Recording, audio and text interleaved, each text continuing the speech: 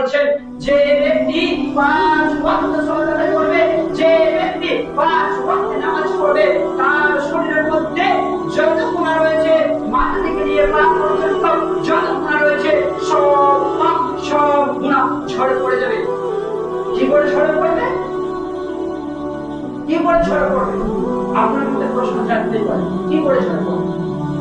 ঝরে এই জন্যই পড়বে যখন আপনি উঁচু করবেন প্রথম স্টেপ, যখন আপনি উঁচু করবেন তখন ওই উঁচুর দ্বারাই যখন আপনি বিসমিল্লাহ বলে যখন উঁচু করবেন, ওই যে হাতের পানিগুলো যখন উঁচু শেষে দেখবেন হাত থেকে টুক টুক টুক করে পানি পড়তে থাকে, মুখ থেকে টুক টুক টুক করে পানি পড়তে থাকে, মাথা থেকে যখন পানিগুলো ঝরতে পড়ে থাকে, পা থেকে যখন পানি ঝরতে থাকে, ওগুলো পানি নয়, ওগুলো পানি নয়, ওইগুলো হচ্ছে গুনাহ, ওগুলো হচ্ছে পাপ।